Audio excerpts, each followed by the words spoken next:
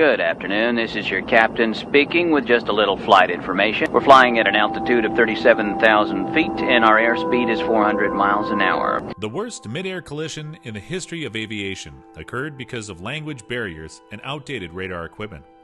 The disaster saw the deaths of 351 people. The body count, while high, was only the third deadliest aviation disaster since the introduction of passenger airplanes. Commander Kennedy informed air traffic control in New Delhi that he was descending from 23,000 feet to 18,000 feet on approach to Indira Gandhi International Airport on the evening of November 12, 1996. Air traffic controller V.K. Duda, an experienced flight controller who was recently promoted, gave Charapanov permission to descend to 15,000 feet on approach.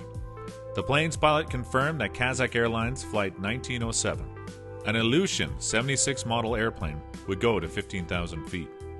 Meanwhile, Captain A.L. Shabali of Saudi Arabian Airlines Flight 763, a Boeing 747, told air traffic control he was at 10,000 feet.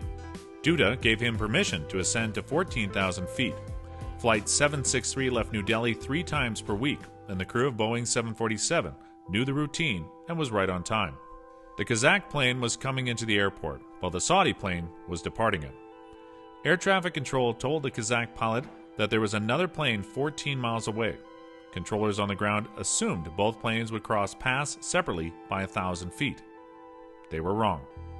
Both planes were traveling at more than 300 miles per hour at a force 700 times stronger than that of a car crash when they met head-on.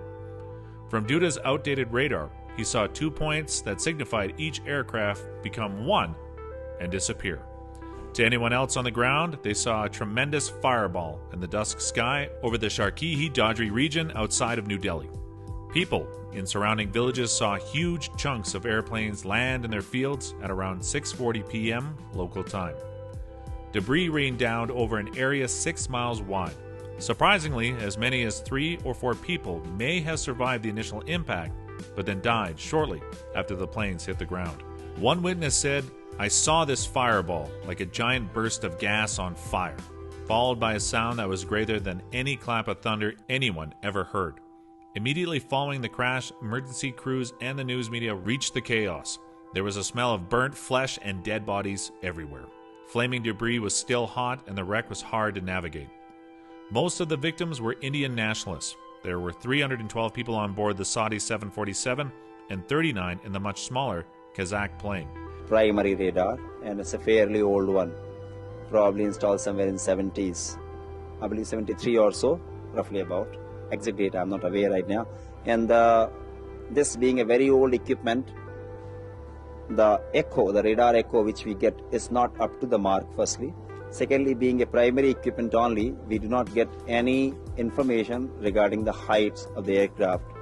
We only get the range and bearing, that's what we call the direction and the distance. Investigators considered several factors in how the crash happened, but Indian officials pinned most of the blame on the Kazakh plane's crew. Knew it was to fly at 150, that is 15,000. That Saudi Arabia was cleared to fly to 14,000. And that the vertical distance between them was 1,000 feet, which is the standard accounting, as Mr. Kola has said.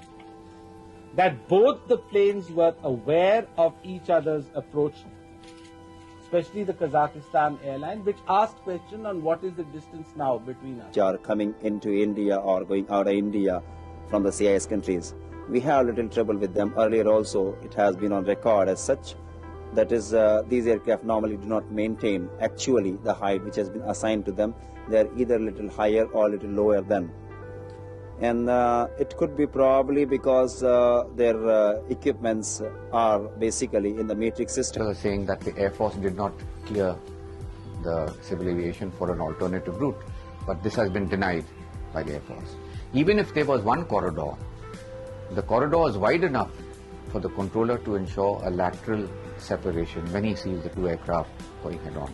And this was not laid down and it was not adhered to. Investigators theorized that pilots from Kazakhstan in 1996 also flew planes with the Soviet Union.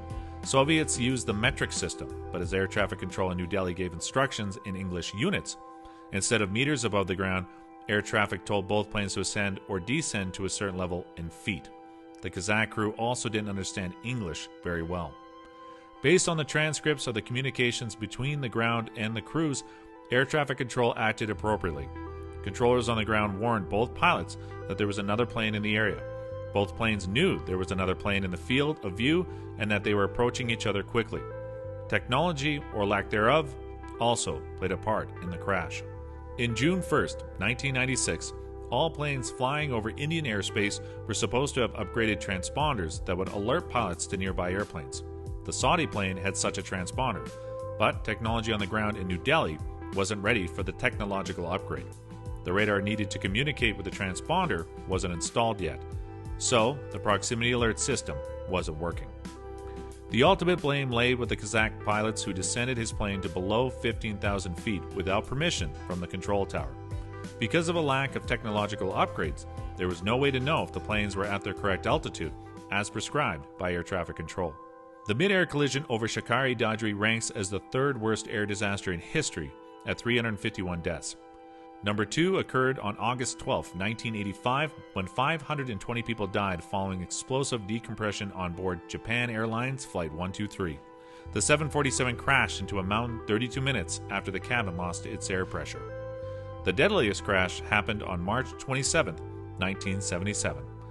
That was when 538 people lost their lives on the islands of Tenerife in the Canary Islands off the coast of Spain. A 747 from KLM Airlines was starting its takeoff at the airport when it collided with a Pan Am jumbo jet still on the ground. Thanks to modern technology, better radar systems, and advanced computer software, these types of deadly collisions are hopefully a footnote to history, even though the friendly skies are a lot more crowded now than they were 20 years ago. If you liked the video, subscribe to the channel. We will be uploading regularly. You can also support the channel on Patreon in the link below. Also, comment down below. What should we cover next? Until next time, peace out.